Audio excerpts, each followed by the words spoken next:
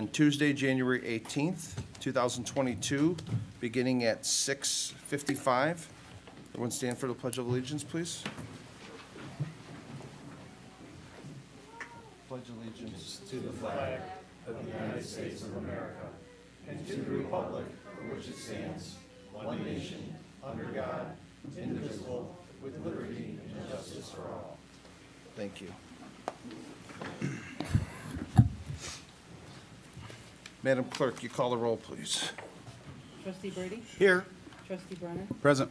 Trustee Galante? Here. Trustee Mahoney? Present. Trustee Mueller? Here.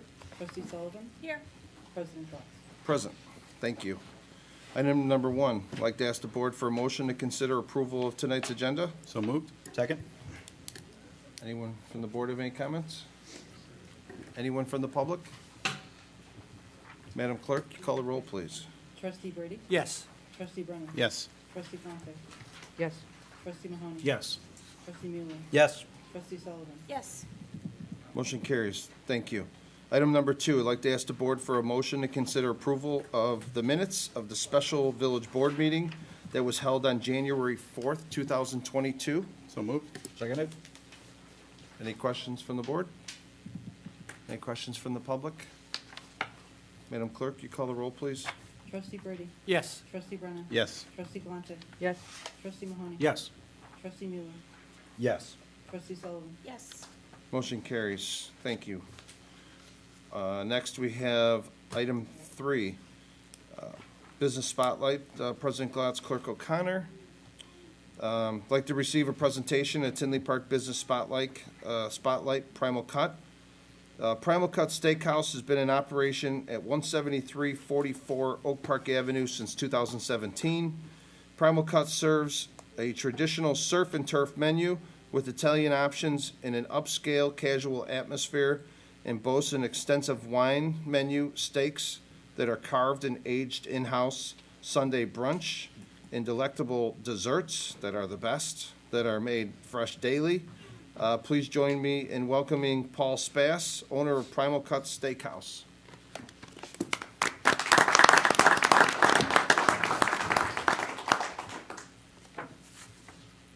Thanks for coming, Paul. Thank you. Thanks for the invite. It's all yours. Did you bring any samples? No, I just want to take this opportunity to, number one, thank the village, the town, the citizens of all the surrounding communities, especially Tinley Park. Through this whole COVID situation that we're all dealing with today, and we're all dealing it in different ways. The support from the community, the board here has just been tremendous. Everyone has their own opinion about COVID and how it should be addressed, and I feel that the way we're doing it is beneficial to a lot of businesses. I believe it's independent choice on what these people want to do, and the support of the village again has been tremendous, and we appreciate that. We're going on 5 years here in Tinley Park. It's been one hell of a ride. We've had some couple of plans of doing some renovations at the interior that we're slowly working on, But I just wanted to, again, thank the community. I'm glad to be here. I brought on some people from surrounding restaurants that have joined my team. Chef Toby from Tin Fish, 18-year executive chef for Tin Fish.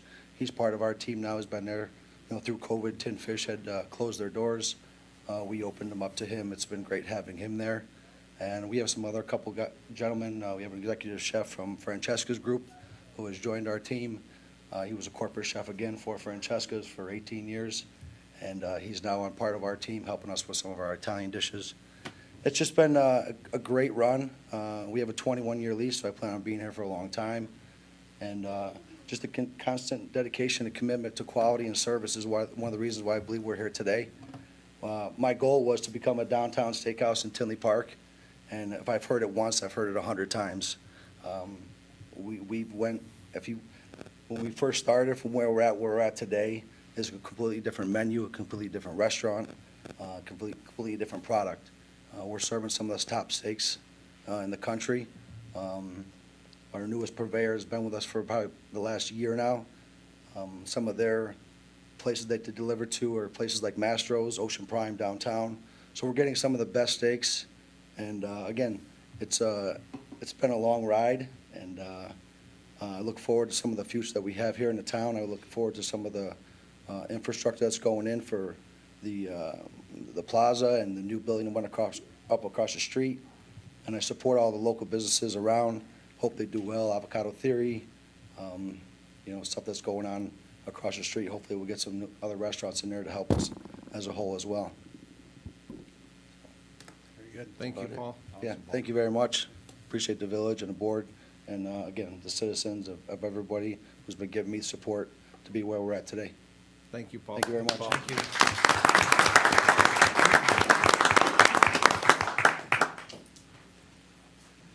Next, item number 4, trustee Brennan. Very good. Thank you, Mr. Mayor. I'd like to ask the board, I'd like to make a motion to consider adopting Resolution 2022-R-007, recognizing the accomplishments of Daniel P. Riordan, Deputy Fire Chief of Fire Prevention at the Cleveland Park Fire Department at his retirement. I'll make that motion. Thank you, Bill. Is there a second? I made the motion. Oh, he said he Yeah, made the Bill- motion. I Bill. didn't hear that. This resolution recognizes Daniel Riordan on his retirement after 40 years of public service. You want me to read the resolution now? Yeah, go ahead. Where is it? A resolution recognizing the accomplishments of Daniel Riordan, Deputy Fire Chief of Fire Prevention of the Cleveland Park Fire Department at his retirement. Whereas Dan Riordan was born December 24th, 1957 to Arthur and Mary Riordan. He is loved dearly by his wife Amanda, son Andrew, and daughter Nora. And whereas on September 1st, 1981, Dan began his career with the Cleveland Park Fire Department as a rookie firefighter and quickly rose through the ranks of the department. And whereas in December of 2001, Dan began working in the Fire Prevention Bureau and was promoted to Deputy Chief of Fire Prevention in 2016. And whereas Dan received an Associate's in Applied Science, Fire Science Technology degree in 2005, and subsequently earned the titles of Certified Plan Examiner, Fire Code Official, Building Official, and Fire Marshal. Dan holds many certifications in fire service, including Firefighter 3, Fire Service Instructor 3, Arson Investigator 3, Fire Inspector 2, Plan Examiner, Certified Building Official, Certified Fire Marshal, and NICET 2. And whereas Dan played a significant role in acquiring the beam from the Twin Towers in New York City and brought it home to Tinley Park on September 11, 2011. And whereas Dan ardently and continually strove to set high standards for the Fire Prevention Bureau with his leadership, dedication, commitment, and tireless efforts, the Village of Tinley Park became the first accredited municipality by the International Accreditation Service in 2012. The Tinley Park Fire Prevention Bureau has since been reaccredited in 2015 and 2020. And whereas during his career, Dan spearheaded 7 Run for Your Life Safety 5K run walks, raising more than $116,000 for the Illinois Fire Safety Alliance and their prevention programs over the years. He has also campaigned for the fire sprinklers in commercial and residential buildings. He has reviewed countless plans, revised many codes, and has kept firefighters safe, as well as making Tinley Park a fire-safe community. And whereas Dan has chosen to retire after a 40-year career with the Tinley Park Fire Department, now, therefore, be it resolved by the President, Clerk, and Board of Trustees of the Village of Tinley Park, Illinois, Cook and Will counties, on behalf of over 55,000 citizens here and represented, that Daniel Riordan, a true friend and great American, a person of extraordinary intelligence, possessor of the highest public ethics, team builder, and unequal mentor to staff, as well as trusted advisor to his elected officials, shall leave this community with the highest level of respect and goodwill. Be it further resolved that copies of this resolution will be provided to Daniel and Amanda Riordan, their son Andrew, daughter Nora, and the Tinley Park Historical Society. Adopted this 18th day of January 2022, signed by President Michael Glotz, Clerk Kristen Therian, and all the trustees of the board.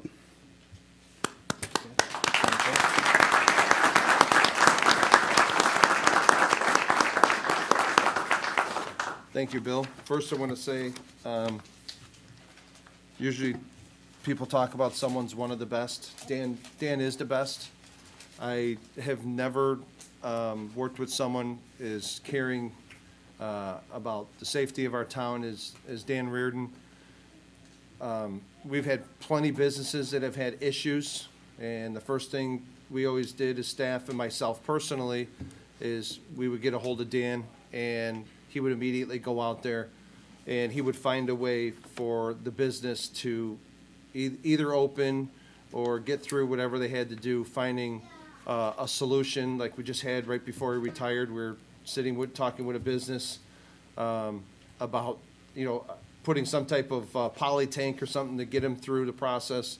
Dan has more ideas than anyone I've ever met, and he has helped more businesses. Personally, I've seen and worked with him. So Dan, thank you very much for all your work and dedication. You will be missed, but hopefully all your training, it just goes without, a beat. We don't miss anything. So thank you for everything you've done for us. Sure. You want to, Would you like to say a few words, Dan? Yeah, I would. Please. You may regret asking me that. I want to thank the board and previous boards for the support of the mission of fire prevention.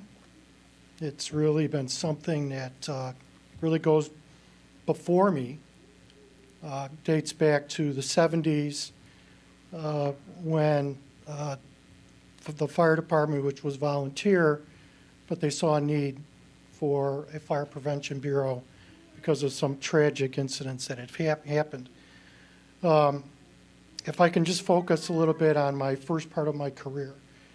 I started in '81. I got out of college, started a job at ISO. My boss was Rich Tyndall. Love you, Rich. Rich was a member of the department. So I get working, get oriented. Next thing you know, Rich is sliding an application to join the fire department. So him being my boss, I thought it was a good idea to listen to my boss and join the fire department. So it really got me started. Everybody was looking to always bring members in. And my first year, it really amazed me how many people that I got to meet that basically were my neighbors. Everybody was there to help each other. And it really was an amazing group of people that they all had a common goal, to protect the community for themselves and others. So I didn't know I was going to last 40 years, but I went through the first 10 years, and I think I did an okay job. I wasn't sure if I really still wanted to be here. I don't think the fire chief, Robert Bettenhausen, or Assistant Chief Ron Winterstein liked me that much. I think they tolerated me. So I thank them for that. We moved into the 90s, and I really started feeling how much I liked working at Tinley and really helping the community.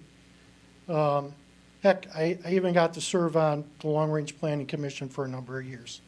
I really got to understand how the community worked.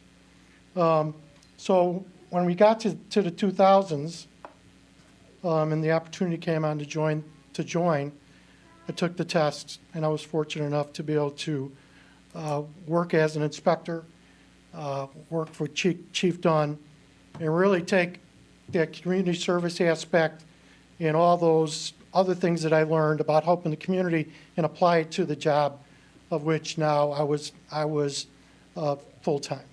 So it really, my successes and my attitude were based on my first 20 years. And it was really, really kind of great for me to go through that and understand how a community works. A couple things, I just want everyone to know that, whatever we did in the Bureau, not only were we there to make sure that the citizens were protected, and I always called it equal access to life safety, but to make sure that my fellow firefighters were protected as well. So we really didn't make any decisions unless we made sure that we understood, is it still the best thing for the firefighters that I work with? So, hope you guys all knew that, okay? So, in closing, I just want to make sure, I hope we can keep the mission together and keep it going. I hope we can really push to make sure everybody still has that smoke detector, because smoke detector saves lives. So it's a tough campaign to get out there, but every home that gets a detector or makes sure it's working possibly saves a life. So appreciate it. Appreciate all the support you gave me. I enjoyed working 40 years, and I was just keeping the seat warm for the next guy or person. So thank you very much. Appreciate it. Thank you.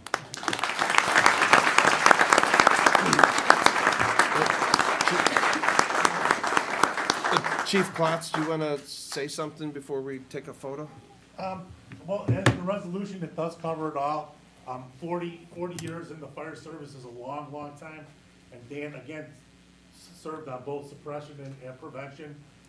Did an awesome job, so it was all in the resolution. So, thanks, Dan. Sure.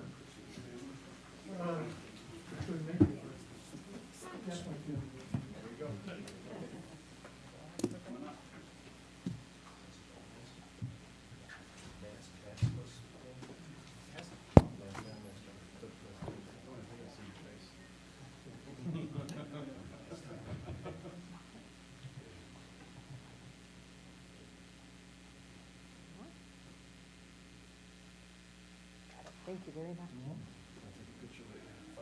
Sure. If they want to take a picture of that, why not?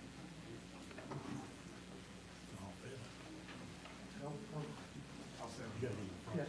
No problem.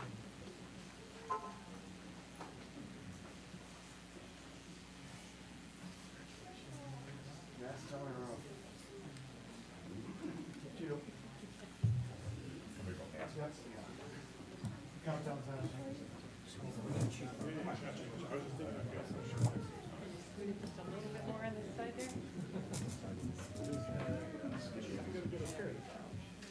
We all fit down? Yep, thanks, God.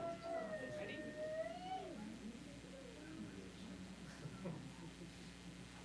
Got it. Thank you very much.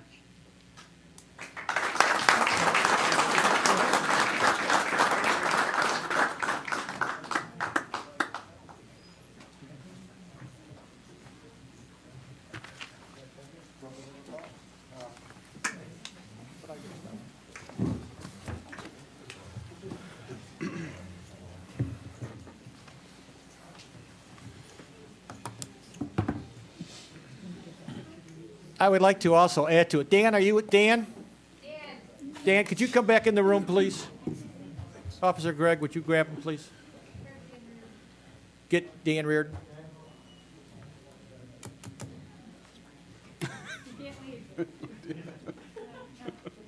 What, do you got dinner waiting for you? I just wanted to mention, I've said this before, and it needs to be repeating, that you have 4 students, Diane and Lisa and Kristen over here and myself, that were part of the inaugural class that you put together for the Citizens Fire Academy.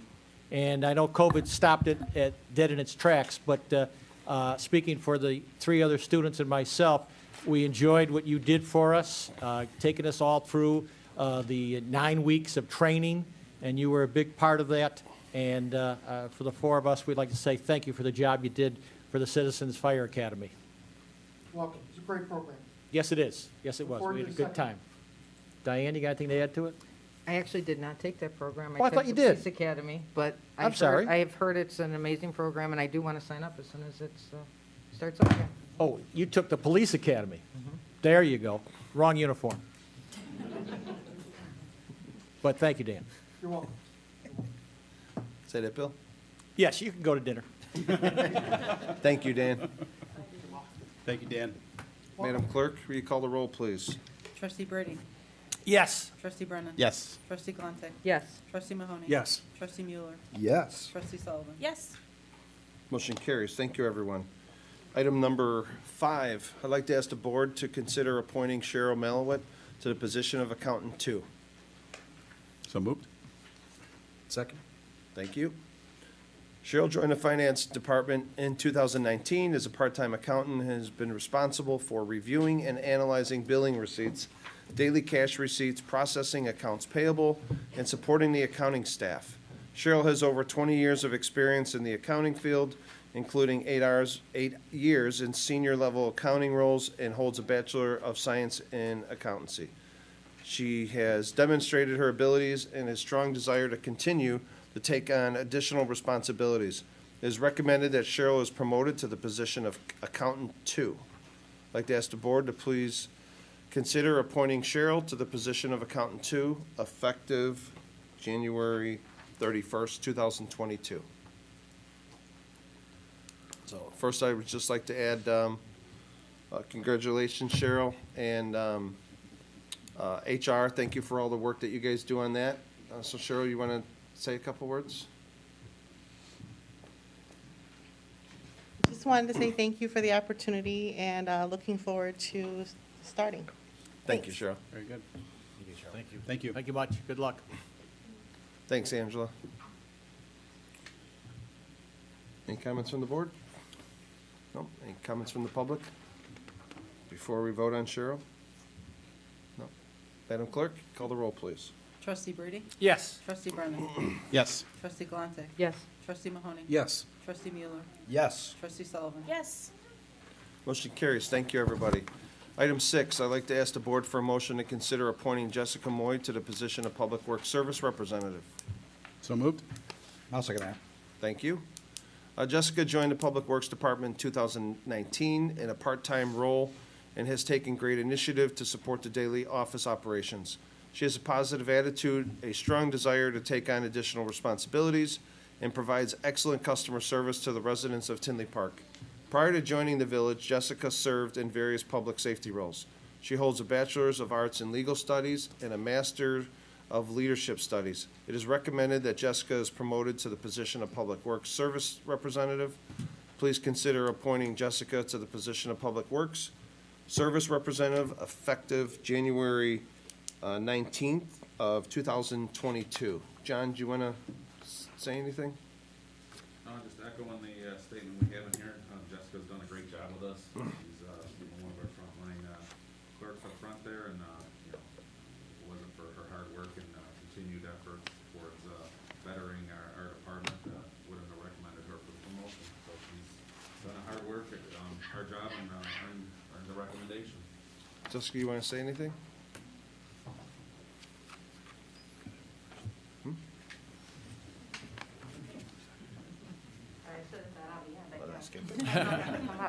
I just want to take a second to thank the members of the board, my supervisors, my family, and HR for giving me the opportunity to advance my career here at the village. I'm truly grateful that I work with a great group of people and serve an even more amazing community. Thank you. Thank you much. Good luck. Thank you. Thank you, Cheryl. Or, I mean, Jessica. Anything else from the board? Anything from the public? Madam Clerk, will you call the roll, please, for item number 6? Trustee Brady? Yes. Trustee Brennan? Yes. Trustee Galante? Yes. Trustee Mahoney? Yes. Trustee Mueller? Yes. Trustee Sullivan? Yes. Motion carries. Thank you, everybody. Item number 7, I would like to ask the board to consider appointing Darlene Milanowicz to the position of Engineering Project Manager. Darlene is an experienced public works professional with over 21 years of engineering and project management experience, serving many municipalities across the southwest suburban area in construction engineering and inspection services for street rehabilitation, roadway construction, and extensions, bicycle paths, sanitary and storm sewer, and water main projects. Her experience includes 13 years of directly related engineering consulting services and 8 years of experience in public works administration, most recently serving in the role of Assistant Public Works Director for a local municipality. Darlene holds a Bachelor of Science in Civil Engineering. I'd like to ask the board to please consider appointing Darlene to the position of Engineering Project Manager of a different date, effective January 31st of 2022. I'll make that motion. And I'll second it. Thank you. John, do you you want to add to this? Yes, sir. Thank you. Yes, this is a new position to the Village of Tinley Park. We are expanding our engineering department, with some internal candidates. Darlene definitely shown when we brought her in for a interview. And as you can tell, she's got a lot of experience with the role, and I was excited to interview her as a candidate. And again, why we're recommending her for this position, and look forward to working closely with her in our continued public works infrastructure and any of the projects. Thank you, John. Darlene, would you like to say a couple words? Just want to thank you for the opportunity to join the team, and I feel like it's going to be exciting and joining a really great team. So thank you. Great, thank Appreciate you. it. Welcome. Thank you. Any comments from the board? Any comments from the public on Darlene before she leaves? Madam Clerk, you call the roll, please. Trustee Brady? Yes. Trustee Brennan? Yes. Trustee Galante? Yes. Trustee Mahoney? Yes. Trustee Mueller? Yes. Trustee Sullivan? Yes. The motion carries. Well, ask the board to make the next item, 7A, and consider a motion to move item number 21, adjourn to executive session, to item 7B.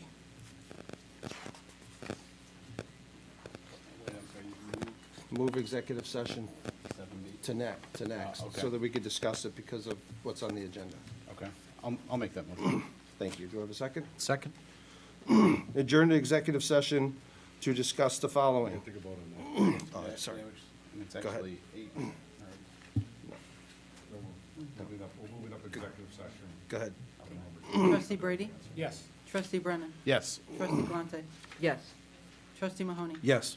Trustee Mueller? Yes. Trustee Sullivan? Yes. Thank you. So it's to discuss the following. A, discussion of minutes of meetings lawfully closed under this act, whether for the purposes of approval by the body of minutes or semi-annual review of the minutes as mandated by section 2.06. The purchase or lease of real property B, the purchase or the lease of real property for the use of the public body, including meetings held for the purpose of discussing whether a particular parcel should be acquired. And C, the appointment, employment, compensation, discipline, performance, or dismissal of specific employees of the public body or legal counsel for the public body, including hearing testimony on a complaint lodged against an employee of the public body or against legal counsel for the public body to determine its validity. So we will adjourn to. We're gonna make a motion and a vote on it. Yep. Go into executive session. So what this is, we'll adjourn to executive session, and then we'll come right back. So we have a motion. Got the motion. We need a vote. Just call. We need a motion. Yeah. Motion. Need- We need a first, a second, and a vote. I'll make Okay. the motion. Thank you. A second? I'll second it. Call the roll, please. Trustee Brady? Yes. Trustee Brennan? Yes. Trustee Galante? Yes. Trustee Mahoney? Yes. Trustee Mueller? Yes. Trustee Sullivan? Yes. That motion carries. We will be right back to discuss items in executive session. We'll be right back. Thank you.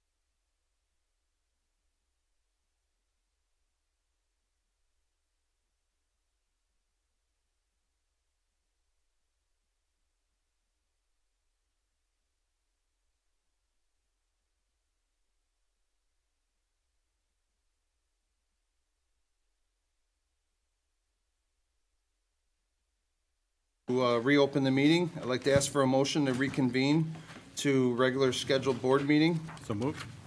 Second? Madam Clerk, call the roll. Trustee Brady? Yes.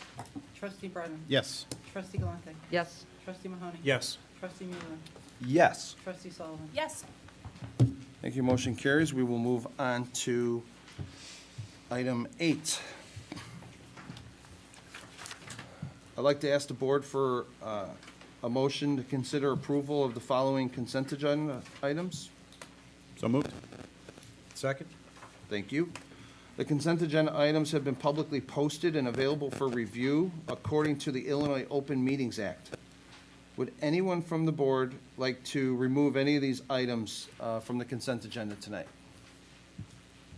Mr. Mayor, I don't want to remove one, but on D, they have January 19, 2021. Typo. The one above. Thank Oh, you. yes. C has, yeah. So approve them as amended. Oh, no. Yep. Yes, approve them as amended. Motion to approve it as amended. So no items removed. Madam Clerk, you call the roll. Trustee Brady? Yes. Trustee Brennan? Yes. Trustee Galante? Yes. Trustee Mahoney? Yes. Trustee Mueller? Yes. Trustee Sullivan? Yes. Motion carries. Thank you, everybody. Next, item 9, Trustee Mueller. I move we consider adopting Resolution 2022-R-009 regarding an independent counsel's finding, decision, and order, the matter of Timothy Janasek ethics complaint against trustee Diane Galante. Is there a second? I'll second it. Go ahead, Mike. So this resolution is regarding the independent counsel's findings, decisions, and order, the matter of Timothy Janasek's ethics complaint against trustee Diane Galante. Before I read the resolution, I just wanted to say that this is just part of the process of our ethics code. So per the ethics attorney, it's my recommended pursuant section 39.25D that the appropriate action as a result of trustee Galante's ethics violation shall be a public reprimand and for her to complete additional ethics training as directed by the village attorney. So this is being done pursuant that process, and the ethics attorney, the village board is just a part of that process. So a resolution regarding the independent counsel's finding, decision, and order, the matter of Timothy Janasek's ethics complaint against trustee Galante. Whereas Section 6A of Article 7 of the 1970 Constitution of the State of Illinois provides that any municipality which has a population of more than 25,000 as a home rule unit, and a village of Tinley Park, Cook County, and Will counties with such a population is in excess of 25,000 is therefore a home rule, and pursuant to the provisions of said Section 6A of Article 7, may exercise the power and perform functions pertaining to its government and affairs, including but not limited to the powers of tax and incur debt. Whereas the Village of Tinley Park had previously adopted Code of Ethics under Title 3, Chapter 39 of the Village Code, which it is mandated that the village employees, elected and appointed officials, are to exercise their judgment and perform their duties with integrity and impartiality for the sole benefit of the citizens of the village. And whereas the village received an ethics complaint from a Tinley Park resident, Timothy Janasek, on August 2nd, 2021, regarding the conduct of trustee Diane Galante involving improper disclosure of confidential information pursuant Title 3, Section 39.09 of the Village Code. And whereas pursuant to Section 39.23 of the Village Code, an independent attorney was hired to review the validity of that complaint and issue a determination, which was received by village officials on December 30th, 2021, and is attached here within in Exhibit 1.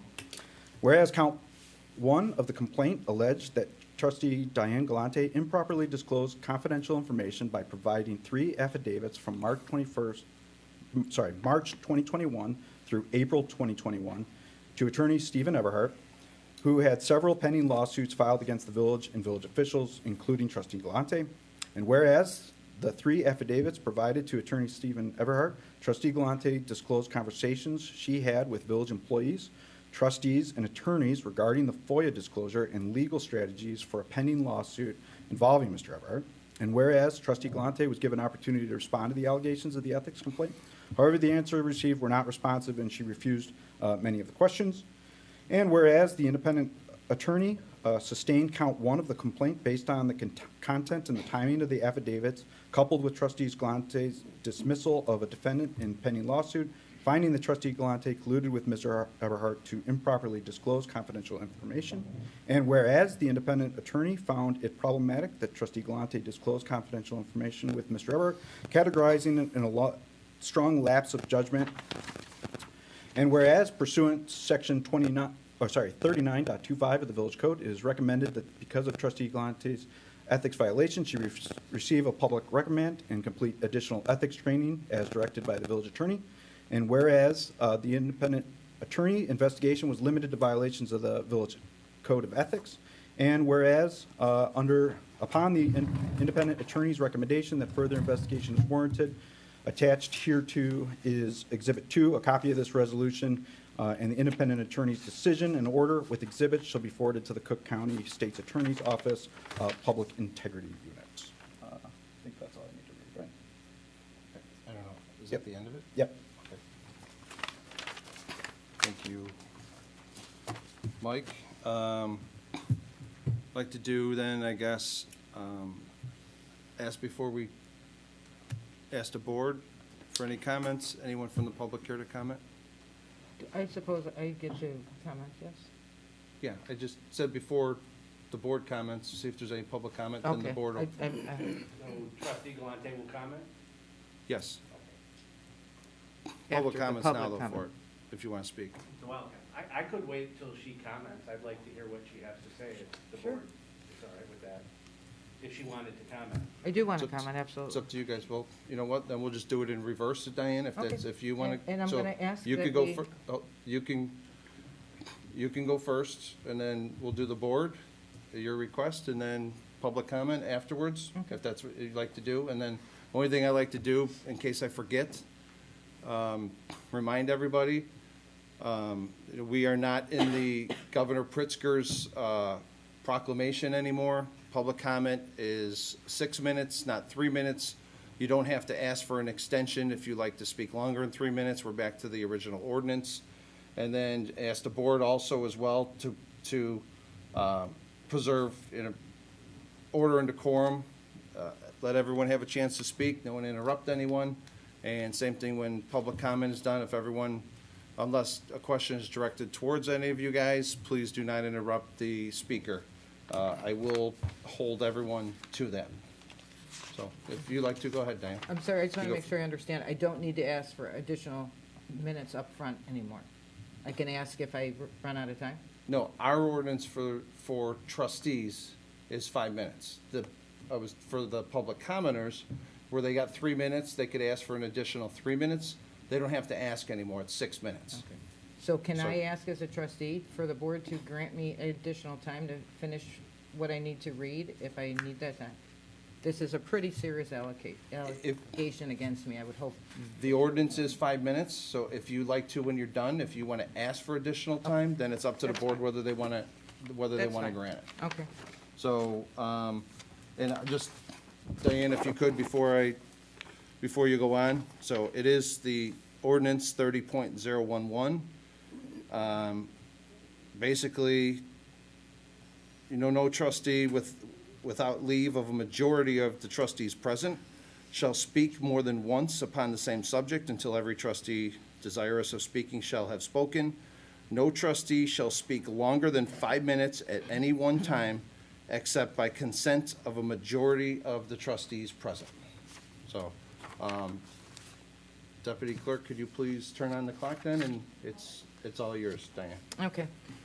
I'm speaking today directly to the people of Tinley Park who elected me to look out for your best interest. First, it's an honor to represent the good people of Tinley Park. I want you to know the action I took was to report misconduct. I don't have a war chest of campaign donations or people willing to take steps to silence the opposing views that go on in social media. I'm a community member that ran for this office to get more police on our streets and to take the corruption that Mike Galatz convinced me was happening out of our village. I find it inappropriate the mayor uses his political tactics to go after a member of the board, their family, and their employment, especially one that was elected by the people. Excuse me, Diane. Go ahead, Paul. You can't have personal attacks against Okay. members of the board. Sorry. This ethics review was anything but independent. It was predetermined and unsupported. The attorney did not find issues with the 2,500 documents that's submitted by Mr. Janisick or the false claims that he continues to post on social media. The opinion of the attorney was it was my affidavits that violated the ethics code by the disclosure of the confidential information concerning the affairs of this village that I gained during my position. It is troubling to me that Mr. Walsh ignored any comments on my responsibilities or duties to the taxpayers and the businesses of the village of Tinley's Park. I spent 35 years working in an industry respected for strong ethic beliefs and understanding of the need for confidentiality. I have approached my position in this village the same as I have done it with my corporation. Issues are reported up. If it's my problem that I report, it's my concern until it's fixed. As I noted to Mr. Walsh during the interview, I became aware of matters without question involved misconduct, and I took every step possible in this village to address it. I made multiple requests to the village manager, the village attorney, to discuss my concerns and take appropriate actions, but they refused. I met with the mayor at a time to review my concerns and to get understanding of what my options were. With the board denying to assign me an attorney to take my statements, my only option was to find my own attorney. I pushed back on having to spend my family's money to report issues of misconduct in this village. As an elected official, I believe the village attorney had a responsibility to take my statements and not direct me to find my own attorney to put me in this position. As an elected official, I'm held to a position of a higher standard and public trust. I owe a fiduciary duty to the people that I represent to report misconduct, and I reported it. The first thing the public needs to know is that these findings were made by an attorney who was recommended by Mr. O'Grady. It was Mr. O'Grady's firm who refused to address my concerns when I contacted them about what I believe were illegal activities. The ethics ordinance requires the investigation to be confidential. Yet Mr. Walsh admitted having conversation with Mr. O'Grady, and part of those conversations ended up back on Facebook by Mr. Stuckley. My request for an investigation into this leaking of information to Mr. Stuckley during this ethics investigation was refused by both the attorney and the village manager. The ethics attorney, Mr. Walsh, implies that I refused to answer questions and failed to note my response that many of these questions were inappropriate since they were various litigations that is pending on them. In this report, Mr. Walsh concludes that I improperly disclosed confidential information without ever addressing what that supposed confidential information was. Mr. Walsh claimed I gave out details on communications with the village attorney that was a public record, yet had no issue with seeing Mr. Glotz sharing his conversations with village attorneys. It was Mr. Glotz who stated that the attorneys told us not to reply to FOIAs and to delay. This is not a single concern I have in this village. After being elected, I became aware of information I was told as a citizen misstated the truth. I was seeing inconsistency in responses when discussing items with members of management. I was being intimidated by management to stop asking questions. In one instance, after I asked for a specific question on a budget cut, I received an email from the village manager, assistant village manager at the time, who included his resume and told me my questions were hurting employee morale, and I never got my answer. Out of frustration, I reached out to HR for support. After multiple requests and meetings to discuss these issues with the management, a harassment claim was filed against me by that manager the following day. Mr. Stuckley started posting I was harassing employees in the village. This continued for months until that investigation was completed and found baseless. Diane, your Can time I is ask up. for continued time from the board? If the board would like to extend it, otherwise your public comment is, or your board comment is over. No? Trustee Mueller, do you have anything you want to add? No, I just, I'm certainly very disappointed. I've been on the receiving end of some of these ethics complaints as well. It's our responsibility to cooperate fully with the investigative process that's there. And so I'm just disappointed that it had to come all the way to this. I think there was plenty of opportunity to make this go a lot smoother, and I'm saddened that we weren't able to come to one of those conclusions, so. Thank you, Mike. Trustee Brennan. Yeah, I'll just say, likewise, just disappointed. I just, I understand that, the ethics process has a formality to it. I understand that no attorneys have ever been afforded, on the village's dime, if I'm correct. So You're correct. I just, I'm just disappointed that the process wasn't followed and that participated incorrectly. So that's really all I got to add. Thank you. Trustee Sullivan? Just kind of echo the statements. I'm just disappointed, of all people that one just kind of, it seems like there was collusion and with somebody has such a deep vendetta against the village. So when I seen that really kind of took me by surprise.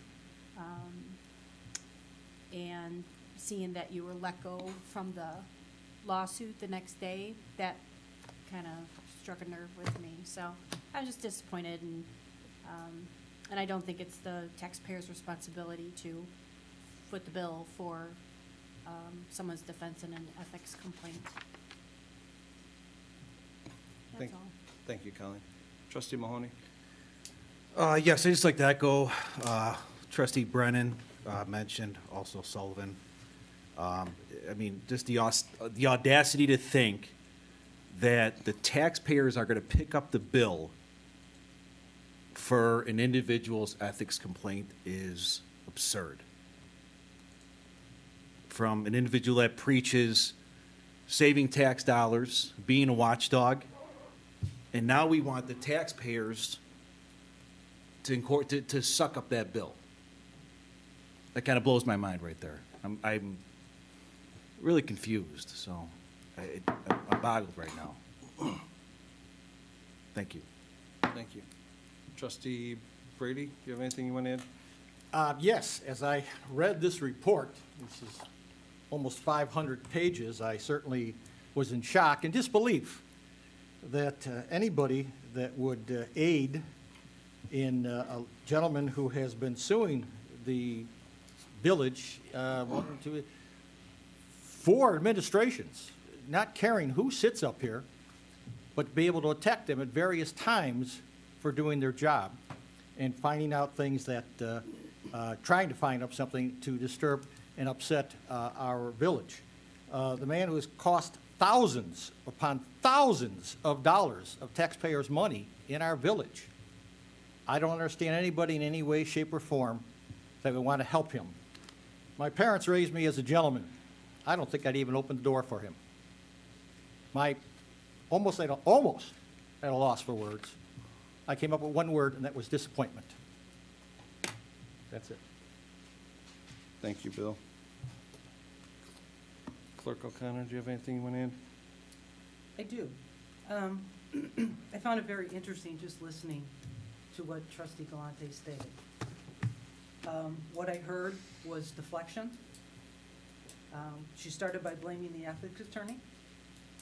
She went on to state that she should have been given an attorney at taxpayer cost. She then blamed the village attorney. She then attacked the mayor. She then attacked the village manager, and then attacked the resident. I don't know about anybody else. Did anybody hear her take any responsibility for what she has done? I for one, did not. I have stood at that microphone as a resident and spoken numerous times about this exact issue. Disappointed is an understatement. But I'm not surprised by Mr. Walsh's findings. I witnessed it time and time again as a resident here. As a citizen, I had asked months and months ago that this ethics complaint be given to the Cook County State's Attorney Integrity Unit, and I look forward to going forward with them. They at least have the ability to subpoena, convene a grand jury, and they, of course, have prosecutorial powers. And I look forward to this going to that to that level, because I think it's warranted. Did it? Thank you. Thank you, everyone. 'Cause unfortunately, I wish we would have just stuck to letting the public speak first. Because now I'm writing notes on what I'm hearing and a lot of a deflection, which kind of is going to throw off some of the stuff I was going to talk. So, which was not part of my discussion. The first thing I want to speak so everyone knows where Trustee Galante, which Paula Grady, I apologize to you for being attacked. This is not your ordinance. This ordinance was put in long before any of us were involved. The ethics attorneys they have to find attorneys that do this. This is not an easy task. You have had several attorneys that have quit or left because of the process or being threatened after they rule a complaint. We had an ethics complaint that we discussed in executive session, and then the attorney that was going to handle it received a letter at like 6 a.m. Forwarding a case onto them, and then created a conflict, and now all of a sudden this attorney can't work for the village anymore, which was attorney that I think came before you were even on this dais.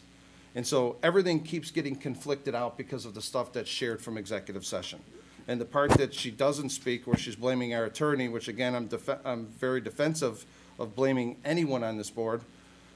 She fails to mention the attorney that was supposed to, and there's an email for it, the attorney that was supposed to handle this ethics complaint was her neighbor.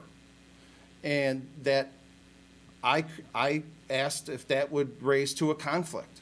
And the way that individual got on there, I don't want to say his name, out of respect for him, is that attorney was asked to be on the ethics panel by Trustee Galante. So that's who was supposed to handle that was next in the queue. They rotate. And so the reason that attorney is not there, because he was a conflict, he didn't want to do it either because he was put on the board by Ms. Galante. No one here from the board picked any of the ethics attorneys. So of the 3 ethics attorneys, Diane is the one that chose one of the ethics attorneys, which she fails to mention, along with also her next door neighbor trying to get her a job within the village, which is in the FOIA, if you could see the applications of sharing it to try and get it to staff to hire her neighbor.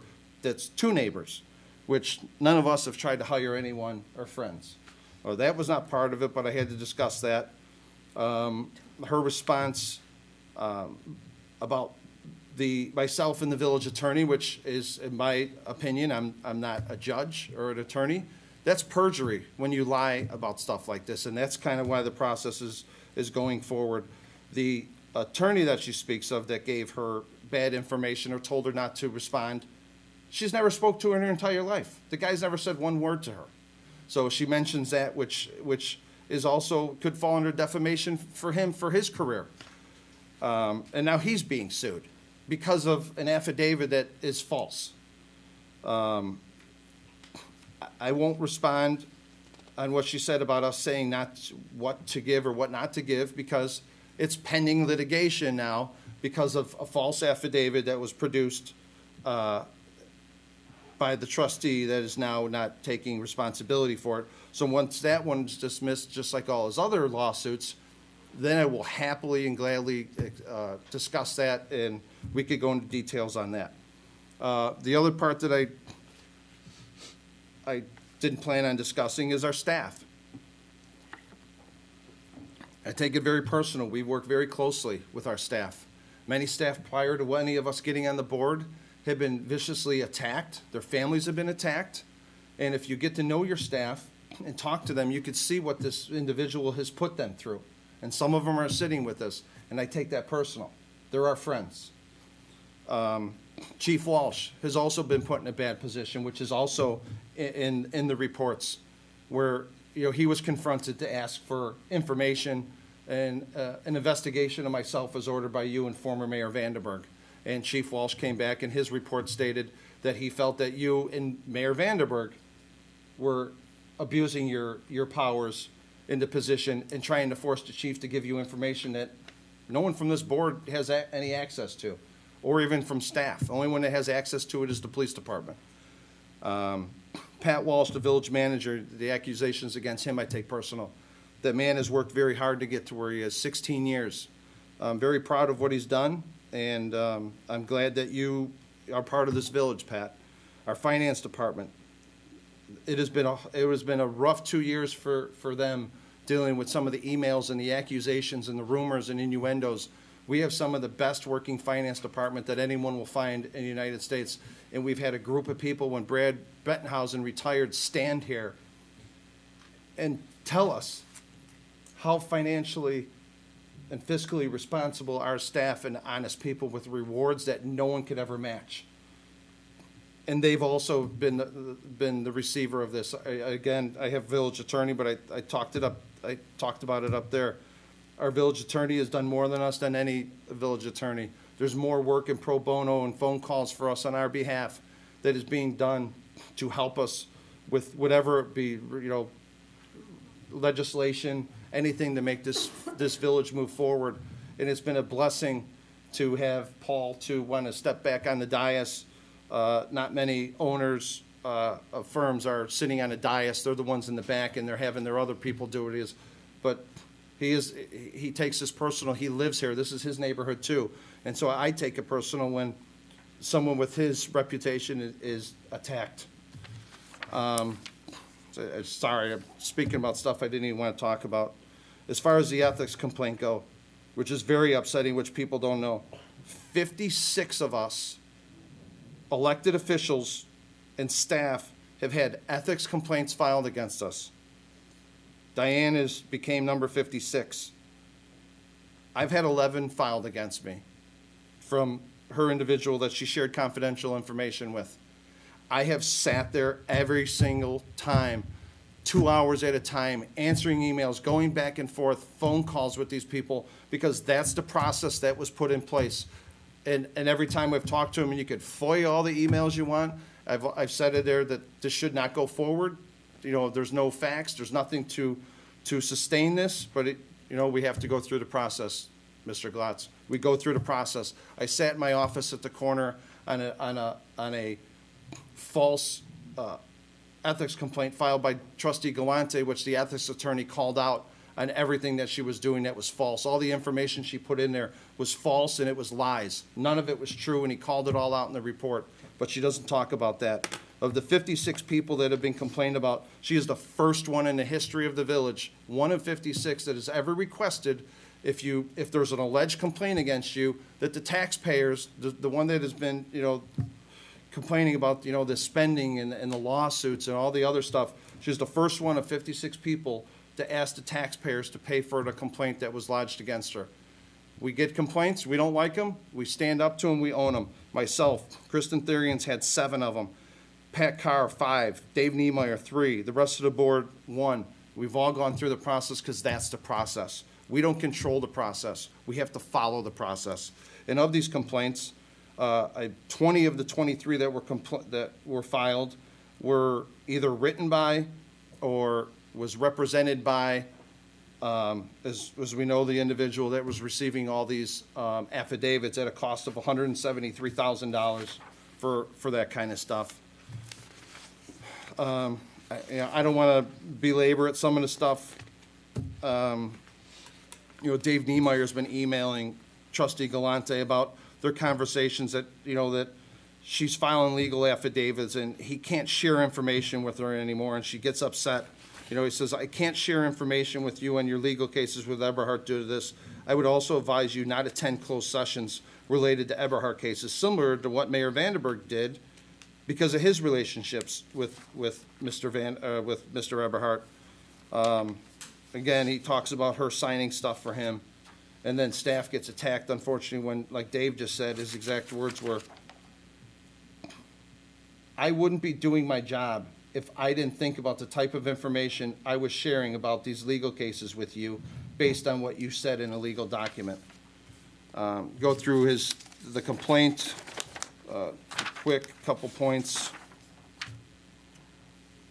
Mr. Eberhard, and this is in the complaint that was the results against Galante. Mr. Eberhard added your affidavit on April 8th as an exhibit to a federal lawsuit, and then you were just dismissed the next day. Talks about Trustee Galante's emails responses. All she does is just, she's very evasive. Your explanations, in my view, do not adequately answer concerns about the issues raised by your affidavits. Explanations are necessary to explain the affidavits you provide to Mr. Eberhard. Mr. Patrick Walsh asked, why did you wait so long to file such old issues? And this is the kicker. Her response was, I'm not sure of the exact timeline you are referring to. I don't know how you cannot. They're about your affidavits that you filed, that she now says that she doesn't even have copies of them or even really know what's in them. There were items that had been reported as they were happening. COVID may have caused a delay as everyone was forced home early in 2020. Note, these affidavits, we were not in COVID protocol anymore. This is at the beginning of 21. Affidavits are signed under oath, and they could be considered perjury. One of the questions asked, where are your original affidavits, Trustee Galante? Did not provide me an answer. Why did you prepare 3 separate affidavits when all the issues predated the first affidavit? Did not provide an answer. Was Mr. Eberhard ever acting as your lawyer or informally advising you? Did not provide an answer. As we heard her just say, she went to him for legal advice, as she was a named defendant. Did you notify the Village of Tinley Park attorneys that you were providing affidavits because they are representing the village and her? Did not provide an answer. What did you do to ensure that you are not providing confidential attorney-client information that you obtained as a Tinley Park trustee to Mr. Eberhard? Did not provide an answer. Did you ask for an opinion from the village from the attorneys to make sure you were not violating the ethics ordinance? Did not provide an answer. Do you have any emails, correspondence, texts, or other communications between yourself and Eberhard concerning Cook County or the federal lawsuit? Did not provide an answer. I would like an explanation. Why did you forward your emails from your Tinley Park email address to your personal address on April 7th, the day before you signed the last affidavit? Did not provide an answer. Who initiated the contact with Eberhard to obtain the dismissed and provide the affidavits in the case filed against the Village of Tinley Park? Did not provide an answer. The ethics attorney states truthful and complete answers were requested of Trustee Galante. Most of her answers were not responsive to her questions. She refuses to answer many of the questions as shown above. Trustee Galante was well aware of Mr. Eberhardt's contentious relationship with the village, its residents, and certain elected officials. In fact, in an email dated October 3rd, 2019, provided pursuant to FOIA, she accuses Eberhardt of being involved in bullying residents on social media and putting out ugly comments about our police officers. She also indicates at this time she believes that someone was providing Mr. Eberhardt information from executive session, which we've seen her stand from the dais or from the podium as a resident accusing Mr. Vandenberg and not caring about Mr. Juncker providing confidential information to Mr. Eberhardt. But now it's different. She won't even participate in the process. Obviously, Trustee Galante understood the dangers of providing information from executive session to a resident who she believed was lacking in ethics and spent his time harassing other residents. No one's ever refused to meet of the 56 people. No one has ever refused to meet with the ethics attorney. Whether we like it or not, it's our job and it's our duty. And we have a fiduciary, we have a duty to the taxpayers that we fulfill that. That's part of when you run for office. You may not like it, but you have to. Exhibit A, her first affidavit on March 10th, she doesn't provide any dates. She just throws a whole bunch of stuff in there that was probably prepared by who we know who. March 14th, 2021 affidavit. 16 and a half months later, she had an epiphany, and when she was so outraged, all of a sudden, of something that went wrong. If something bothered you so long, why did you wait 16 and a half months? Another perjured affidavit. April 8th, Exhibit F. More mistruths, no dates, signed an affidavit after meeting with Eberhart on March 6th. She stated she met with him on March 6th of 2021 and lied about an alleged incident that happened almost 16 months prior. If this was so alarming and you were outraged, you would have said something and brought this forward now. You don't bring it forward when you're not getting along with the village staff and the board. 16 months later, as a named defendant, you admit that you go to Mr. Eberhart for legal advice when he's suing you and us and this village that we represent. But 16 months ago, now all of a sudden, this is, you're very upset. To make it more disappointing, she accused an attorney of something she has never spoken to. The attorney accused in this poor guy is being sued right now, and he never even spoke to Trustee Galante. It just never ends. It just keeps going and going. You could spin it all you want. It just, unfortunately, one lie leads into another lie, and it gets to the point where you don't even remember what the first lie was. So she won't do it. I want to personally apologize to the staff, the residents, the elected officials, and the taxpayers that are the burden of this individual that keeps attacking all of us, and now we're giving him information. So for that, I apologize, and I am done, and I want to turn it over to public comment so I could stop speaking. So public, if anyone would like to speak, you get 6 minutes. Mr. Mayor, Madam Clerk, trustees, staff, village attorney, I'm glad that I asked for Trustee Galante to make a statement first. I didn't know all of you guys would follow. I'm even more happy about that. There is no joy in this room tonight. I haven't seen a smile on your faces. I see no satisfaction at the findings of this report. But I gotta say that when I made this ethics complaint, you took it seriously. The independent counsel took it seriously. Trustee Galante, I had hoped when I asked that you be allowed to speak first that I would hear some remorse or some form of apology. There was nothing of that nature in your statements, only equivocation. You are the only person on this dais at this time that has been found to have engaged in unlawful activity. And yet you say all of these people did this or that. You equivocate Mr. Stuckley, myself, social media. The one thing you didn't do, and I'm trying to be really fair to you here, the one thing you didn't do is say to the people of Tinley Park, I'm sorry. I filed a FOIA and I asked if Trustee Galante had emailed herself or sent any emails from the village with village business to her private email addresses. Today in the patch, Trustee Galante said she's a numbers person. Well, she said in that FOIA there were 0 responsive documents. You said you didn't do any village business on your email. No documents were stated to come forward. There were 319 emails and I guess 2,800 pages of documents. I am impressed with the seriousness of this investigation.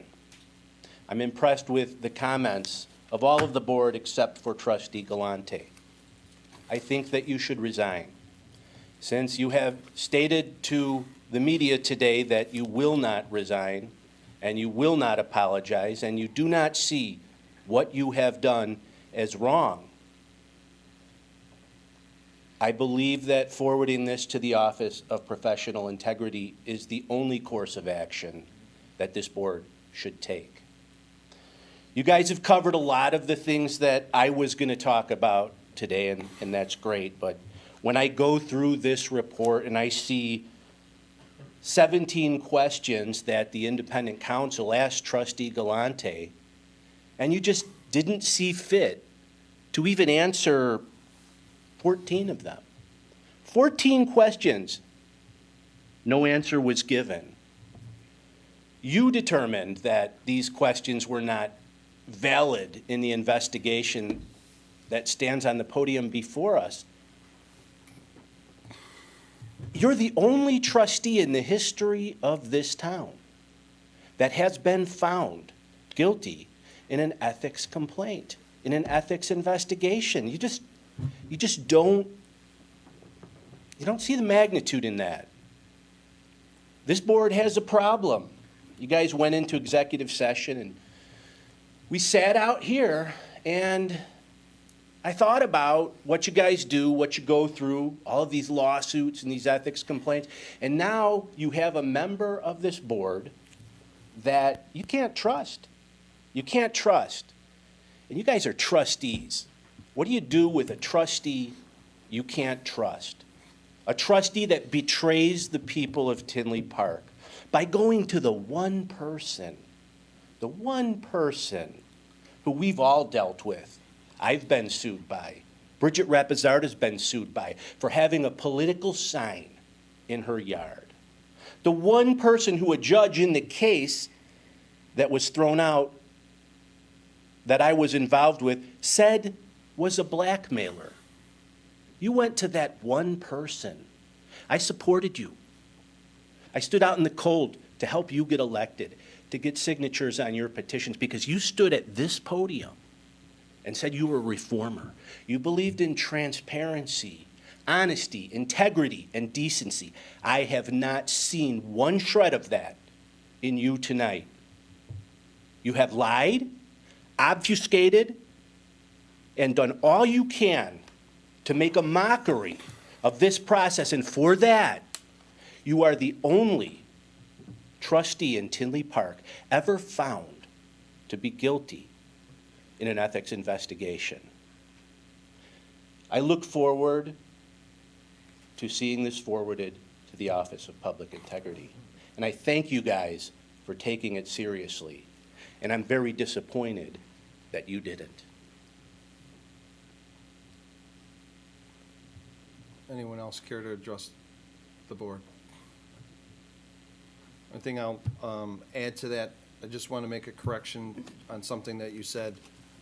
The board, this is not the decision of the board. This is the ordinance, is, Mr. Mueller, I don't know if you stated that when you did your whereas.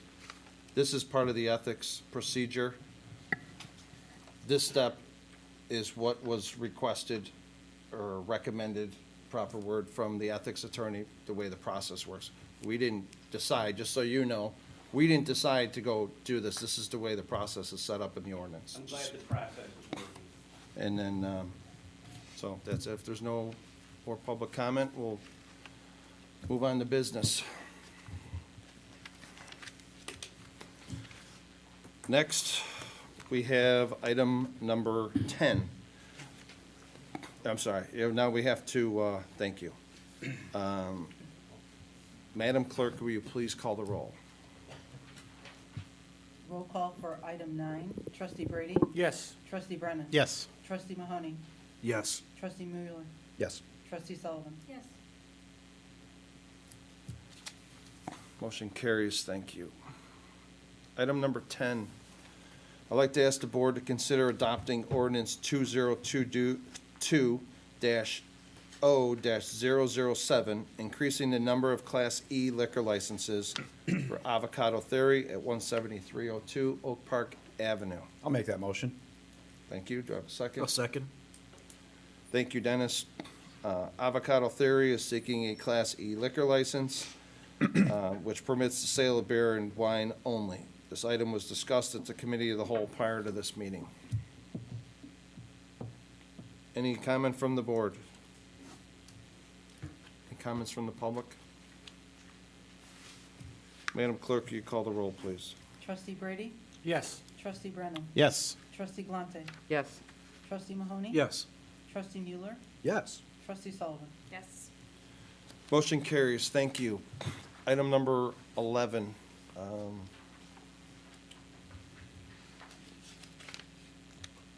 I'd like to ask the board to consider adopting ordinance 2022-0-008, increasing the number of Class E liquor licenses, Golden Corral at 6803 159th Street.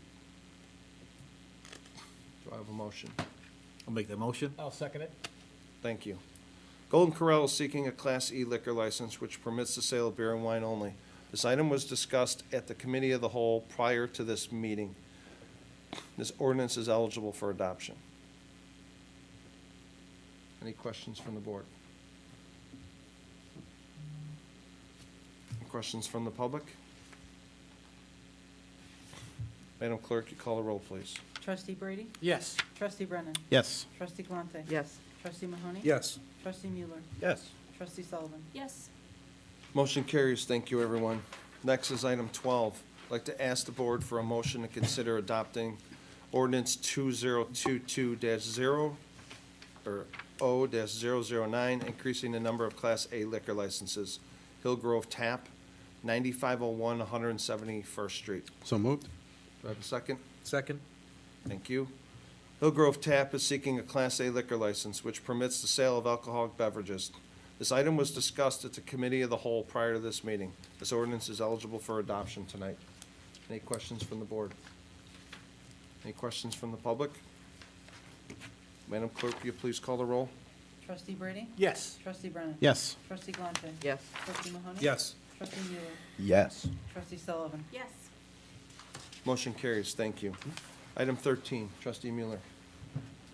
I move we consider adopting ordinance 2022-0-001, granting a special use for preliminary plan unit development and preliminary plat for the Oak Ridge subdivision. I'll second that. Go ahead, Mike. Trustee Brennan. The Plan Commission held a public hearing on December 16th, 2021, and voted 5-0 to recommend approval of the special use and preliminary plat in accordance with the listed planned recommended conditions and finding of fact in the staff report. Village Board held a first read on the ordinance at the January 4th, 2022 Village Board meeting. This ordinance is now eligible for adoption tonight. Thank you. Any comments from the board? Any comments from the public? Madam Clerk, you call the roll, please. Trustee Brady? Yes. Trustee Brennan? Yes. Trustee Galante? Yes. Trustee Mahoney? Yes. Trustee Mueller? Yes. Trustee Sullivan? Yes. Motion carries. Item number 14, Trustee Mueller. I move we consider adopting ordinance 2022-0-002, granting a map amendment for the Oak Ridge subdivision located at Ridgeland Avenue and Oak Forest Avenue to be rezoned from ORI to the R5 zoning district. I'll second that. Thank you, Bill. Go ahead, Mike. Thank you, Bill. The Plan Commission held a public hearing on December 16, 2021, and voted 5-0 to recommend approval of the map amendment in accordance with the listing plans and findings of fact in the staff report. The Village Board held a first reading on this ordinance at the January 4th, 2022 Village Board meeting, and this ordinance is eligible for adoption tonight. Thanks, Mike. Any comments from the board? Any comments from the public? Madam Clerk, call the roll, please. Trustee Brady? Yes. Trustee Brennan? Yes. Trustee Galante? Yes. Trustee Mahoney? Yes. Trustee Mueller? Yes. Trustee Sullivan? Yes. Motion carries. Item 15, Trustee Mueller again, please. I move we consider adopting ordinance 2022-0-005, granting a special use for a substantial deviation to the Park Place Plan Unit Development for Pete's Fresh Market Warehouse Addition. Second. I'll second it. Thank you. Go ahead, Mike. The Plan Commission held a public hearing on January 6, 2022, and voted 8-0 to recommend approval of the special use in accordance with the listed plans and drafted findings of fact in the staff report. This ordinance is also eligible for adoption tonight. Thanks, Mike. Any comments from the board? Any comments from the public? Madam Clerk, call the roll, please. Trustee Brady? Yes. Trustee Brennan? Yes. Trustee Galante? Yes. Trustee Mahoney? Yes. Trustee Mueller? Yes. Trustee Sullivan? Yes. Motion carries. Next, before we say item 16, I just want to apologize, Carol. Sucked the air out of the room. I apologize. I wish we would have did you guys now on the cow. So, go ahead, Mike. Consider ordinance 2022-0-006, granting a special use for a substantial deviation to the plan unit development for the residents at Brookside Glen, the Magnuson Apartments. there a second, please? I'll second. Thank you. Go ahead, Mike. So we're going to give this one over to Kimberly, but the Plan Commission held a public hearing on December 16, 2021, and January 6, 2022, and voted 5-3 to recommend approval for the special use in accordance with the listed plans and finding of fact in the staff report, with conditions as revised at the January 6, 2022 public hearing. Open items per the revised conditions include the appearance of the exterior mechanical rooftop units, submittal of some form of financial guarantee approved by the village board, and construction timeline. In response to the condition, the petitioner will provide revised documents, elevations, and this item was discussed at the committee of the whole, well, discussed at the village committee of the whole, and is just eligible for first reading tonight. Thank you. So, Kimberly, do you kind of want to leave off where you were, I mean? Yeah, hopefully the memo I provided is a little, explanation of where we're at today. Again, a PUD holds developments to kind of a stricter standard and that they have to be in substantial compliance with those adopted plans. There is language that allows for deviations.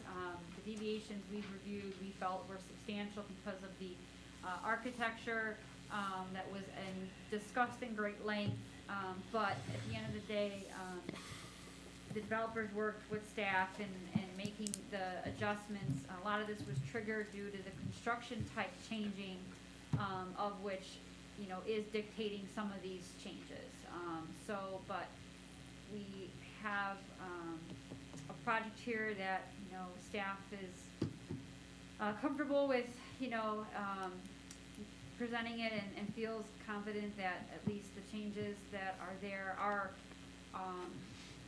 can be, addressed here and can be still providing a great project. Essentially, we've got a few minor things that, the Plan Commission wants to get ironed out. In my report, it was a request of the Plan Commission that there be some form of a guarantee established, just to ensure that some parts of the project can be completed, and that's still an open item. A construction timeline is something else that we want to tie to the project, just to make sure that, there is some confidence that this is gonna go forward and be completed, because we do have, a foundation in the ground now, pending getting these approvals. They can hopefully start construction. So, I have the development team here. I'm happy to answer any questions. I know it's a lot of information, and I apologize. It is a lengthy case, but we have a Plan Commission recommendation in front, and it is for you today, and it is a first reading. Thank you. Everyone once, I'll go first, and if you guys want to add anything to it. Are you done, Kimberly? Yes. My concern with this project is, and I don't want to get into the weeds on that, that was all aired out in the Plan Commission. Everyone has a different opinion. I'm not going to sit here and say who's right, who's wrong. I think they have every intention of trying to build a good project. I struggle with the fact, and when I get into finger pointing, I struggle with the fact that the Plan Commission worked really hard and staff to get a certain project approved. Mike Mueller, that's kind of how I met you, because you were just, you worked your tail off on that, and one of the most organized people I've ever met in my life, and, you've helped me. And so, the residents put up a lot and worked hard on this. I struggle with the changes on the foundation that, now it's 13, it was supposed to be 13 feet high, the ceiling in the underground garage, now it's only 11. That bothers me a lot. I know they widened the building. I don't know why they widened. And I know they spoke at the Plan Commission, that they listened to the residents, so, they lowered it 2 feet. I don't know. I think we need to have, like the Plan Commission, recommended, I guess is the proper word to use. They recommended some type of, what you call performance bond of some sort that you guys are working on now. I don't think now is the time to air this out.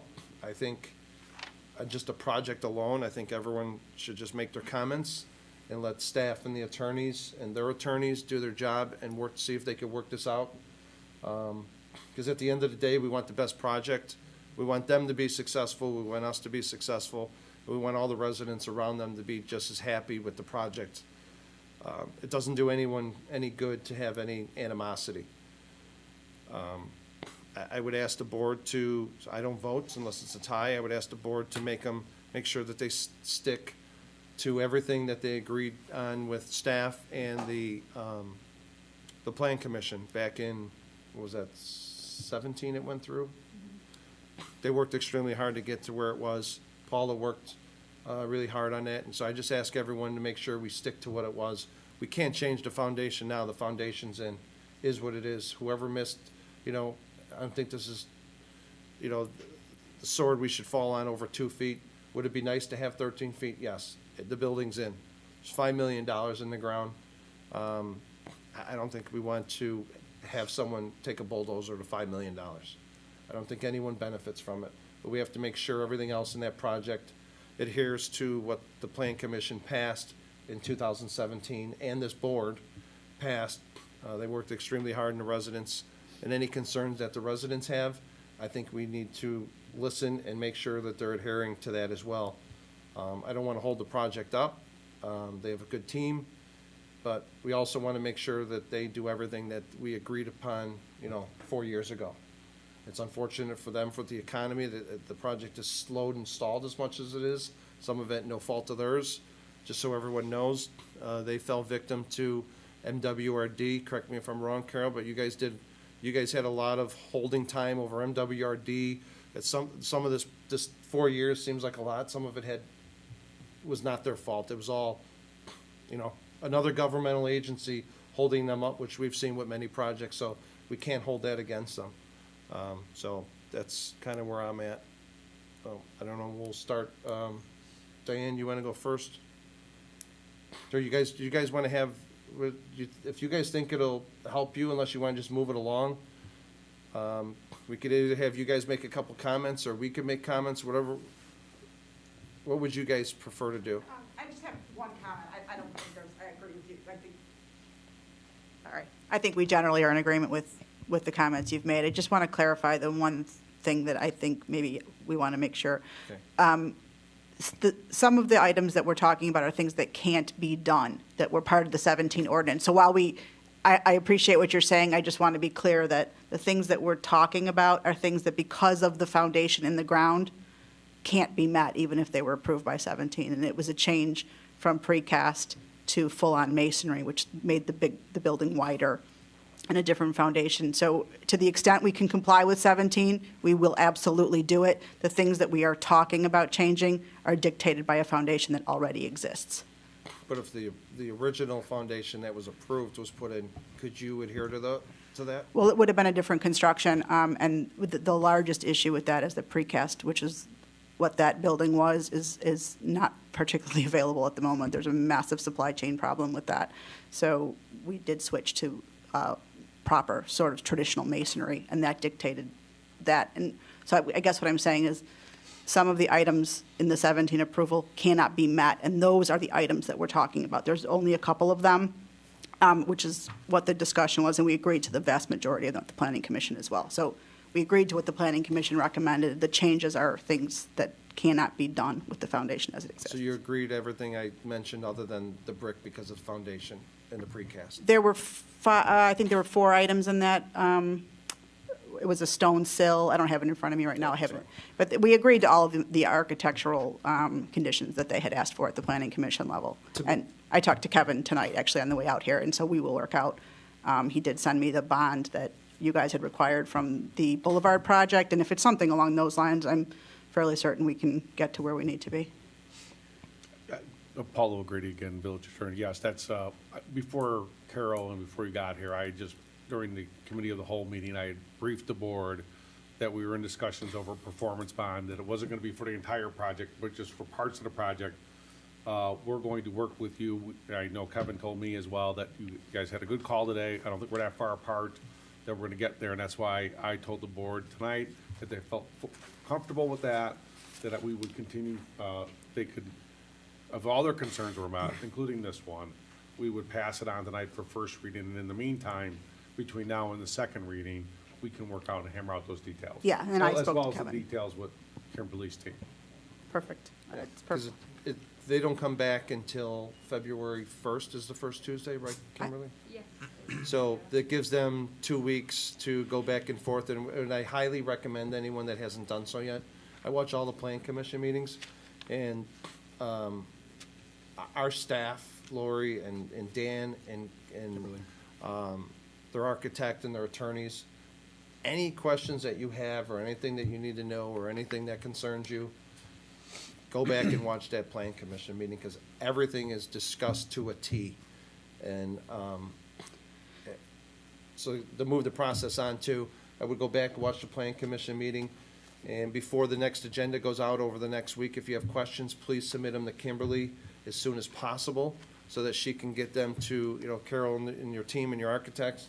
So when we come to the February 1st meeting, there's gonna be very limited, so we could focus on some of the stuff that's really important to the residents, the staff, the developer, so that we're not doing it on the dais and then, you know, someone wants to make a motion to extend it to the 15th. This project their carrying cost has been 4 years right now. Yeah. And like I said, if you watch the meeting, there's $5 million in the ground.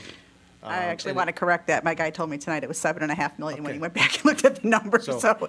So there's a lot of money in the ground, and again, want to make sure they adhere to everything, especially with the residents, and Mr. Stockloose is here too to speak on it. But this lets them know by February 1st, they're ready to go, they have their plans all approved, they could start lining up all their contractors, so once the weather breaks, they're ready to go, and they could finish this project as quickly as phases, obviously, but they can get rolling, so that's why it's important now, because now is usually when you do all your bidding for your GCs and your subcontractors, because they have to start lining up work. If we push it off too late in the February, it's possible that some of the contractors that are preferred contractors of the developer, they will already, because they got sick of waiting, take other jobs. As you know how that works, Dennis. So they may take other jobs on, and then now they're sitting here back to square one again. So we want to help them, but we also want to make sure they adhere to all the rules. So if we can please do this by February 1st, whether it's a yes or a no, they need to know so that they could do their next steps, whatever it's a yay or nay. We need to move this forward. So please don't hesitate to send any questions that you have to Kimberly and her staff. And please, if you do, include the Pat Carr and the village attorney in them too.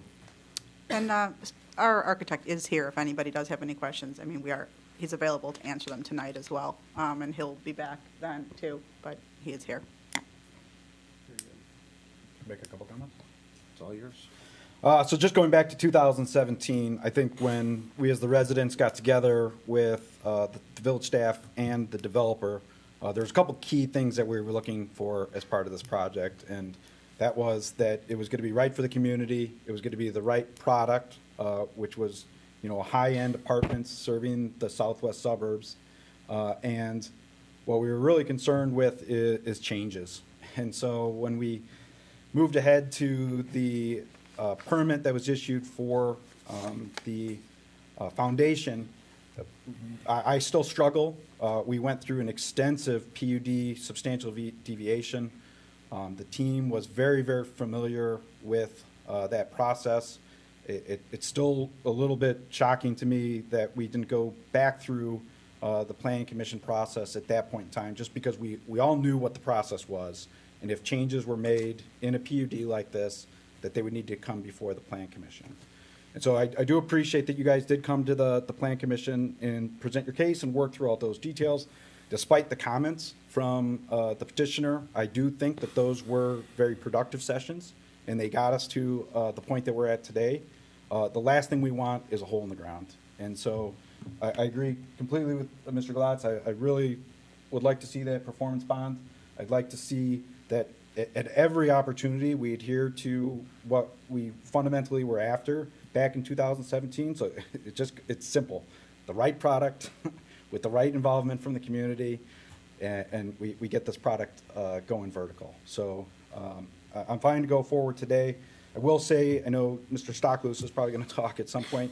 I would like to see some more neighborly actions taken. I know that there's been some complaints about just, the condition of the site, and, these are neighbors of mine that have to look out their window every day and see these things. And a little bit goes a long way towards making that a little bit more palatable. We all understand that we moved in next to an empty lot. That's not a debate. We understand development will happen. We're totally, it's not lost on any of us. But we could be neighbors. We can make sure that we're working together, resolving issues. If I hit my mailbox, if I hit my neighbor's mailbox, I work on resolving that. And we don't have to not be good neighbors, even though, one of us is a townhome and one of us is a 144-unit building. Like, there's ways for us to be neighborly in this community, and that's going to be a big buy-in to get community support as this process goes further. So those were the big key points that I wanted to make, Mike, and I'll leave it at that. Excellent job, Mike. Anyone else? Yeah, I just want to add that, I agree with what both of you guys said. I mean, we've talked a lot about processes tonight, and I just feel like that, all these big projects, they take, cooperation from residents, developers, village staff, and elected officials to make these big things go. And, I understand things have changed, over the last, over 4 years, and I understand the issues with precast, and, I know Amazon and the Walmarts are gobbling them all up and driving up costs, so I understand all that, and I know things change, but I'm just, I really think that the processes is it's what we're here for. I mean, to follow the processes, so, I think that's a big, just cooperation and getting these things done, so that's kind of my hesitancy, but, I understand that things do change and, that we can work around them, but like I said, it's just, wish would have known beforehand, right? So, that's it. You guys have anything, or you all good? All good. It's all been said. Good, thank you. And Kimberly, if you don't have anything to add, we'll just, we'll take a vote on it and go from there. And if it's approved, you guys just keep, Carol and Paul, you guys keep talking, work it all out, and just keep, as you could though, as you guys are moving along, just if you guys keep updating the board, so that they may have a question that you already have an answer to. That's all. Yes, we'll do it. Thank you, Paul O'Grady. You have to say your name, I said it for you. Okay, so this is first reading. All those in favor say aye. Aye. Not on the first reading, you can talk at public, it's three items. We'll be there in 3 minutes. You're welcome. The ayes have it. Item 17, Trustee Brady, be quick so Mike can speak. I'd like to have the board consider adopting Resolution 2022-R-008, authorizing a geographic information system consortium contract by and between the Village of Tinley Park and the Municipal GIS Partners Incorporated.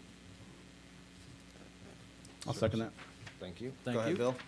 The agreement with GIS Consortium Service Provider, the Municipal GIS Partner, MGP, continues at the rate implemented during the COVID-19 period.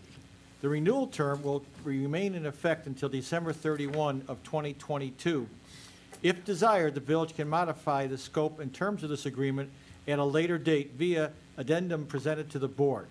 The item was discussed this evening at the Committee of the Whole. Prior to this meeting, this resolution is eligible for adoption. Thank you. Any comments from the board? Any comments from the public? Madam Clerk, will you please call the roll? Trustee Brady? Yes. Trustee Brennan? Yes. Trustee Galante? Yes. Trustee Mahoney? Yes. Trustee Mueller? Yes. Trustee Sullivan? Yes. That motion carries. Item 18, receive comments from the staff. Pat? Chief? Anything? Donna, anything from your table? All good? Next, we have item 19, receive comments from the board. Anyone from the board care to comment? Go ahead, Diane. Good. I want to just follow up on a few comments that were made. First of all, I requested an attorney to take my statements so that I didn't have to go outside. That was the request. I did not ask to be dropped from a lawsuit. That was no benefit to me. The village is paying for the entire lawsuit. That never took place, or that discussion never happened. Also, Mr. Mayor Glatz is making comments that I tried to get a friend a job and a neighbor part of this legal. What really took place is the attorney said that he was having a difficult time, and if we knew any attorneys that are in this area, that maybe, give him the information. And I forwarded the information to the attorney. That was it. I have a neighbor who was overqualified for a position, and she came in and interviewed, and she didn't get it. There was no me trying to get anybody a job. I did not give out confidential information to Mr. Eberhardt. I would waiting for somebody to tell me exactly what that confidential information was.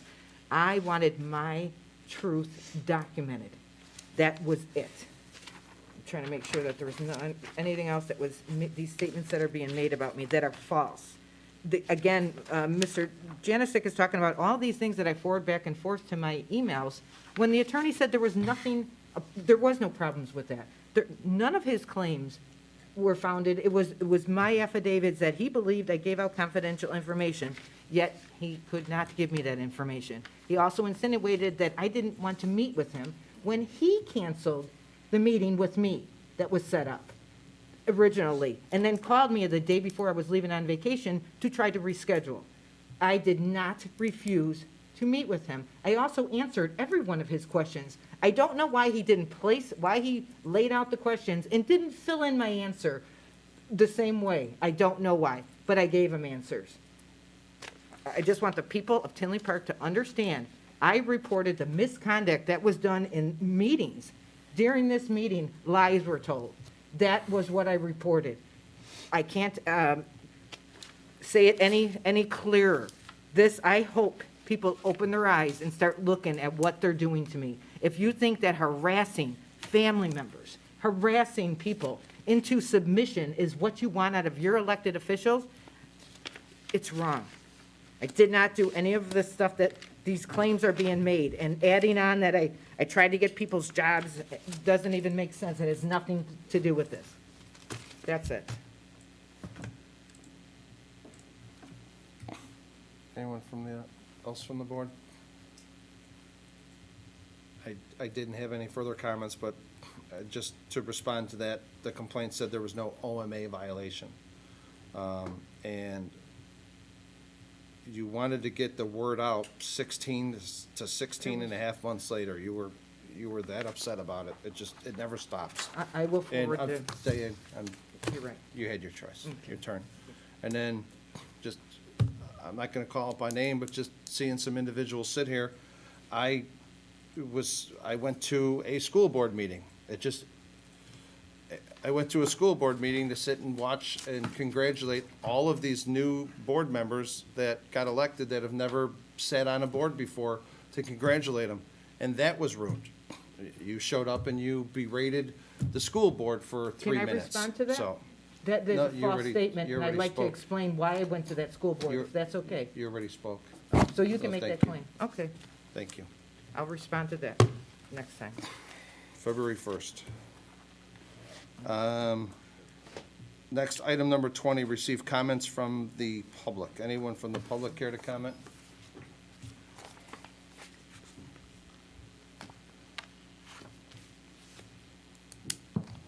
Good evening, Mike. Good evening. I guess we should have been back here doing this 3 or 4 years ago, before they even poured the foundation, before they even got the permit, because once they realized that the footprint changed, Carly knew that it would have to go back before the planning commission. Because we discussed, me and one of the other members that were part of the group with Mike Mueller, Glatz, Paula, making this thing work, we met with Carly about the height. And she agreed that the height was too high. But they couldn't do anything without going back before the Planning Commission. So why are we here now? Because the footprint doesn't match what was agreed upon 4 years ago. So who knows why the permit was issued? It's done now, but we should have been back here 4 years ago discussing this, not 4 years ago, not after the foundation's poured. But here we are. And at the Planning Commission meeting a couple weeks ago, I stood up here, talked to the Planning Commission, and obviously the petitioners weren't listening because they could have been out there cleaning up the site. They could have been, the porta potty still tipped over from 3 weeks ago. There's rebar all over the place, piled in patches. There's overgrown weeds, but no, they don't care. It's winter time. Why should we go out there and do any work to keep the residents happy? I have people that live right behind there that ask me constantly, when is this going to get done? Is it going to get done? I sure hope so, but there's no guarantees. I don't know if Mike forwarded you the email I sent him today about some of the things we talked about in the last 4 years. Part of it was the foundation. It was supposed to be a drive-through foundation from one end to the other. What do we have? 2 doors, one on the north side, one on the south side. It doesn't go all the way through. What happened to the drive-through foundation that was agreed upon 4 years ago? That changed. Can we trust these people to stand behind what is being approved by the board in 2 weeks? We can't trust them now. They can't even be trusted to do the things that were agreed upon 4 years ago. They've already changed all that stuff. I have as Mike stated, being nice neighbors. They damaged my sprinkler system for the Townhouse Association because Julie didn't mark it. Well, talk to any sprinkler guy, talk to anybody in the business, they will tell you sprinkler systems cannot be marked. So I'm sure they paid, NICOR when they damaged the gas line, but they can't afford to pay me or Brookside Glen Townhouse Association $420 that we had to spend to repair the sprinkler line. It took them 6 months to repair the grass where they trenched for the electrical hookup. But I don't even know if they had a permit for the electrical hookup that they were doing. I don't even know if it was inspected. But it took 6 months, and they only contacted me after Kimberly sent them an email. They totally ignored 2 or 3 of my previous emails asking about this. And it was funny, right before the Planning Commission meeting, I got an email. We can't control what ComEd does. They said ComEd was the one that did the trenching. I sat and watched their employee do the trenching. So who's lying to who? Can these people be even trusted? I told Mike he could forward my email to the rest of the board and to Mayor Glotz and to Kimberly, but it's like, be nice neighbors. Clean up the site. There's tall grass all over the place. You get a mountain of dirt piled up behind there with 6 foot of grass piled up there. Mike, can you address us, please? Oh, I'm sorry. That's okay. I think that's about all I have, but, it's been frustrating. Like I said at the beginning, we should have been back here 3.5 years ago before they got the foundation permit when they realized the footprint changed. And all this could have been alleviated. And they might be done. You look at projects across the southern suburbs. A whole apartment complex in Lockport, Lamont on Archer Avenue was up and done in 18 months. Homer by the Home Depot. They're on their 10th or 11th townhome, and they broke ground in February.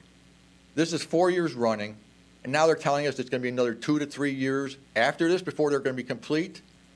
Well, one more caveat to put into the, if we can, or if the board decides to do it, occupancy should be shouldn't be given until the project is 80% complete. That will give them incentive to finish the project. If they get occupancy when it's 50% done, there's no guarantee that they're even going to finish the project. Thank you. Thanks, Mike. Kimberly, could you, I forwarded it on to Kimberly. You want to just forward it to the rest of the board, Kimberly? could you please work with their attorneys on Mr. Stockloose's concerns? And I know at the meeting he gave you, he handed you a bill. I'm assuming it was for sprinklers or something. You know, maybe you guys can look into that, see if that's related to it, pertains to it. If you can, please take care of that for him. And just, like I said, Kimberly, just work, if you could work with Mike and their team on getting some of these issues fixed. I appreciate it. And like I said, Mike, it's not an excuse, but we have so many developments that are sitting, perfect example, Pete's. It's been sitting, we finally got the MWR permit. That thing's been sitting all year waiting on them for an MWRD permit. Same thing with the Boulevard. That sat because we couldn't get MWRD. And this project specifically has had a long, long delay waiting on the MWRD. So as frustrating as it is, you're talking about, like the area, the one in Homer, that's Will County, that they don't, I don't know if that one even, they don't even answer to MWRD. Yeah, but they have to, it's tied into MWRD though.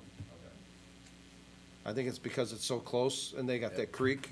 It's unfortunate, but, yeah, Homer, I don't believe is tied into the MWRD, so, just if you could, Kimberly, work with them and get some of those issues, I would appreciate it. Anyone else have any public comment? No? Anyone from the board like to make a motion to adjourn? I'll make a motion to adjourn. I'll second that. Madam Clerk, you call the roll? Trustee Brady? Yes. Trustee Brennan? Yes. Trustee Galante? Yes. Trustee Mahoney? Yes. Trustee Mueller? Yes. Trustee Sullivan? Yes. Yes. Motion carries. We're adjourned at 9:31. Oh, boy.